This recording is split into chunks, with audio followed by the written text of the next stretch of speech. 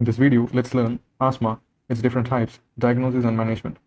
Asthma is an episodic airway obstruction, and in these, the airways should be both hyperresponsive and inflamed. If you see this picture, you can appreciate the difference between the lung of a normal person and an asthmatic person. In an asthmatic person, there will be a lot of mucus production, and the lining will be swollen, and the smooth muscles of the bronchi will be tightened. So that makes it very difficult for an asthmatic patient to breathe during an acute episode of asthma. So now let's see what are the different types of asthma.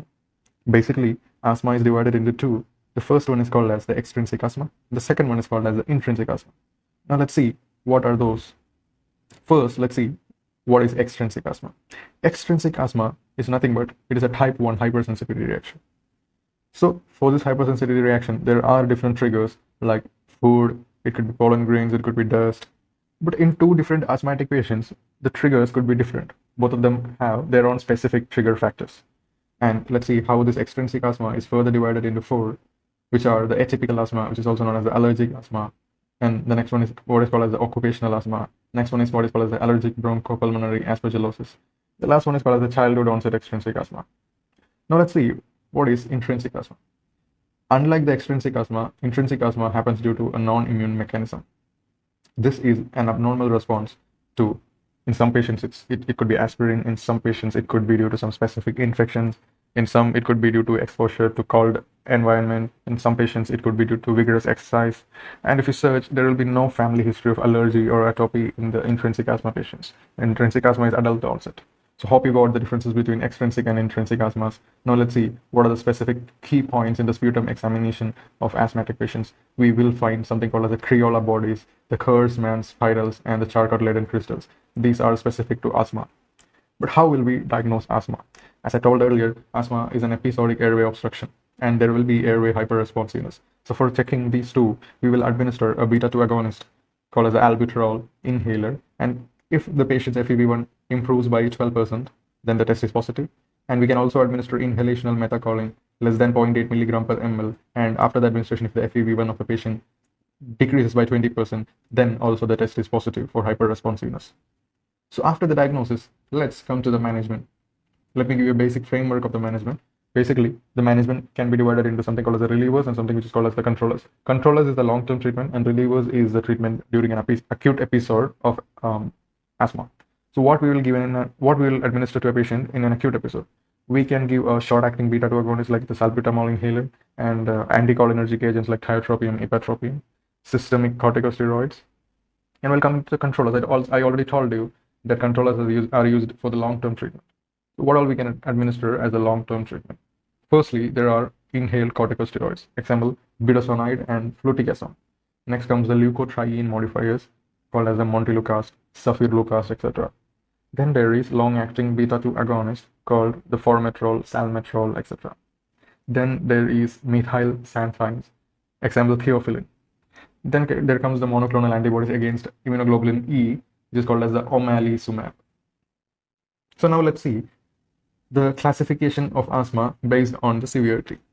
So the treatment depends on which class does the patient belongs.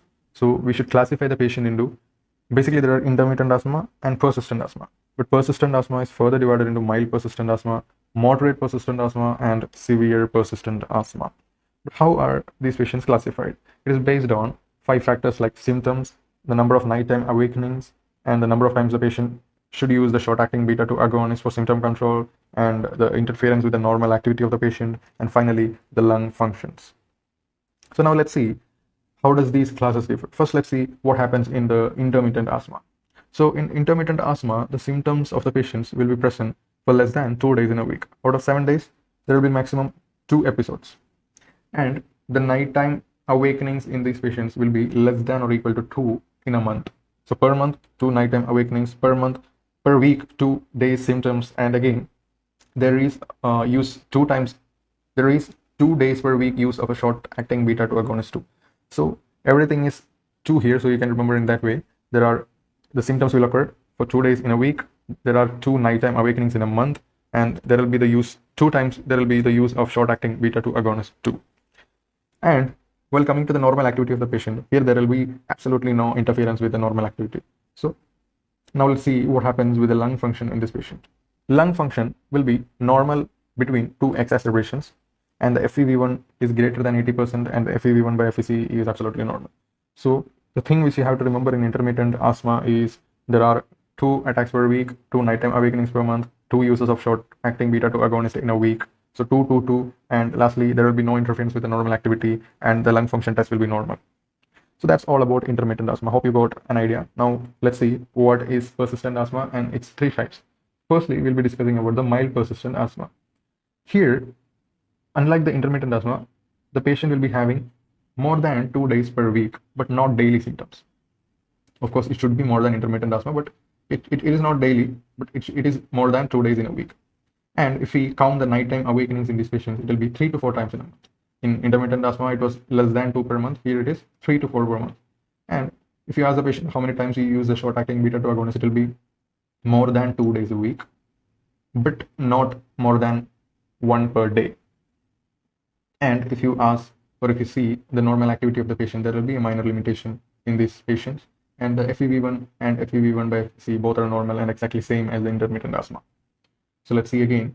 There are more than 2 days of symptoms in a week, but of course it is not daily. And if you count the nighttime awakenings, there is 3 to 4 times per month. And the use of short-acting beta-2 agonist is more than 2 days in a week, but not more than 1 time a day. And there will be minor limitation of the normal activity, and the lung function test will be normal. Now, let's see what happens in a moderate asthma patient. In a moderate asthma patient, there will be symptoms daily. You can see the difference between mild and moderate. Mild, there are symptoms for more than 2 days per week, but not daily. Here, there are symptoms daily in a patient. So if you count the nighttime awakenings, here there will be more than 1 per week, but not every night. More than 1 per week, but not every night. And if you ask the patient how many times you use the short-acting beta-2 agonist, there'll be daily use of SABA. And there is some limitation of the normal activity. And if you see the lung function test, the FEV1 is greater than 60%, but less than 80%. So it comes somewhere between 60 to 80, but it is less than 80. And again, if you see the FEV1 by FEC, it is also reduced by 5%. Hope you got that. Now let's see what happens in a severe asthma patient. In a severe asthma patient, the symptoms happens throughout the day.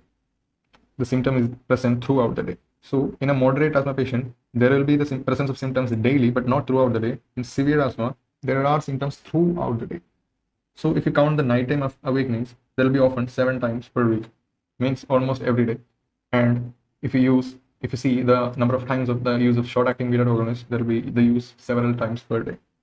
And in this patient, the normal activity is extremely limited, and the lung function tests are also reduced less than 60%, and FEV1 by FEC is reduced greater than 5%. So that is the difference between persistent and severe. You can see the lung function test in moderate persistent asthma was somewhere between 60 to 80, while when it came to severe, FEV1 is reduced less than 60, and FEV1 by FEC was reduced to 5%, and FEV1 by FEC is reduced more than 5% in severe asthma. So hope you got a broad idea about how the patients are classified, and the treatment is actually based on which class does the patient belong to. So this is very important. This chart is very important. So let's revise it again. If the symptoms are less than 2, nighttime awakenings are less than 2 per month, and if the use of the SABA is less than 2 per week, no interference with any normal activity, lung function tests are normal, then the patients come into the intermittent asthma class. And if the symptoms are more than 2 but less than daily, and if you count the number of nighttime awakenings 3 to 4 times in a month, and the use of SABA is more than 2 per week, but not every day, and again there is a minor limitation, and the lung function tests are normal, then the patient belongs to the mild persistent asthma class. And again, if you see the moderate persistent asthma, there will be symptoms daily, but not throughout the day. Again, the nighttime awakenings will be more than 1 per week, but not every night. And the use of SABA is daily, and there is some limitation, and FEV1 will be right somewhere between 60 to 80, and FEV1 by FEC is reduced by 5%. And in the severe asthma, the symptoms are present throughout the day, and there will be nighttime awakenings almost every night, and the use of SABA is several times in a day, and the activity is extremely limited, and here the FEV1 is less than 60%, and FEV1 by FEC is reduced more than 5%. Now let's see the treatment of the patients who belong to the intermittent asthma class. It is based on GINA 2019. So actually there is no need of daily treatment for an intermittent asthma patient. There is only need of a reliever. I already told you reliever is something which you use in an acute episode. So there is only need of a reliever during acute attacks. So what we use as a reliever is something called as an inhaled albuterol. which is nothing but a short-acting beta-2 agonist. So the dosage is actually 90 microgram per puff, and the patient can take somewhere between 2 to 5 puffs during an acute episode of asthma. And if they need, we can also combine it with a low-dose inhalational corticosteroid too, but it is not necessary. So remember, there is no need of daily treatment in an intermittent asthma patient. There is only need of a reliever. Now let's see how would we treat a patient of persistent asthma. In a persistent asthma, we should be giving a daily treatment, and along with that, we'll be using a reliever. So daily treatment is something we call as the controller treatment. So for the controllers, we will be using a low-dose inhalational corticosteroid like budesonide or fluticasone, or we can use montelukast, 10 mg in adults and 5 mg in children. And all these are controllers. Controllers means a treatment which we administer daily. Mostly we'll be using low-dose inhalational corticosteroid like budesonide and fluticasone. And what will we give for acute attacks in a patient of a persistent asthma? For acute attacks, we'll be using the same reliever which we used in intermittent asthma, which is called as the SABA. Example, albuterol inhaler.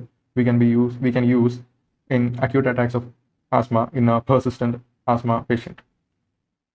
Now let's see how we treat a patient of moderate persistent asthma. In a moderate persistent asthma, of course, there will be a daily therapy or the controller treatment, and there will be a reliever which will be used for an acute attack. So what will we using in a daily therapy for a moderate persistent asthma patient?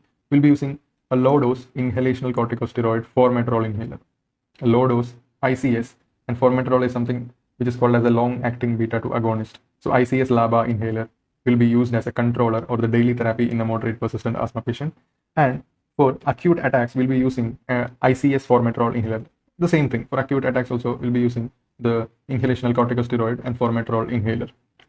So the patient can use this same inhaler daily, and whenever he gets an attack, he can use additional puffs for the acute asthmatic attacks. Now let's see what is the treatment of severe persistent asthma. In this, of course, there will be a daily treatment or the controlled treatment, and again there will be some reliever treatment too. So in this, we'll be using inhalational corticosteroid plus LABA plus LAMA, which is used as the controller treatment. That means daily treatment.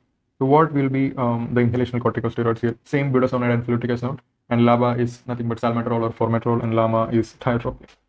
So this will be given to the patient for daily intake, and whenever the patient gets acute attacks, they can use the SABA or the albuterol inhaler.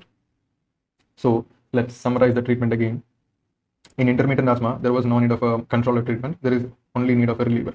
So as a reliever, we'll be giving inhaled albuterol or SABA. The dosage is 90 microgram per puff. Patient can take 2 to 5 puffs for an acute attack. And if needed, we can combine it with a low-dose inhalational corticosteroid as well.